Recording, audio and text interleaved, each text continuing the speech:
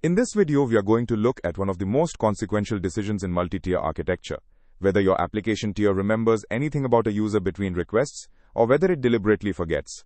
That single choice shapes how easily you can scale, how you handle failures, and how your load balancer has to behave.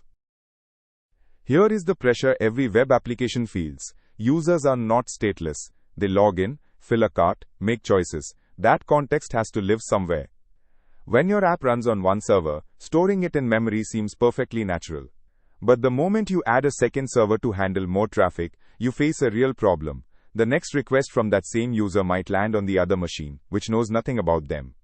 How you resolve that tension is the entire subject of this video. Think about two ways a service professional can work. A bank teller holds no personal memory of you between visits. They pull your record from the shared bank system every single time, so any teller can serve you equally well. A hotel concierge, by contrast, keeps notes about your preferences personally. That is fast and warm, but it only works as long as that specific concierge is available. Stateless tiers work like the bank teller. Stateful tiers work like the concierge. Here are the three tiers side by side. The presentation tier, the browser or app, is the same in both approaches. The difference lives entirely in the application tier. In a stateful design, session data is held in that server's own memory, so requests must return to the same machine. In a stateless design, the application tier holds nothing between requests, and any session context is pushed down into the data tier, a shared cache or database where every server can reach it equally. Let us trace a single request through a stateless application tier. The user asks to view their cart. The load balancer sends that request to whichever server has capacity right now. It does not matter which one. That server reads a session token from the request, uses it to fetch the user's context from a shared cache like Redis, does its work, and returns a response. Crucially, when the request is done, the server retains nothing. The next request can go anywhere, and the system still works perfectly. Here are the real trade-offs. A stateless tier gives you clean, symmetric scaling.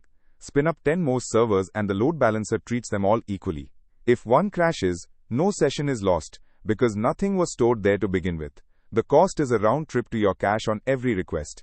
A stateful tier avoids that round trip. Session reads are just local memory lookups, but your load balancer must use sticky sessions, pinning each user to one specific server.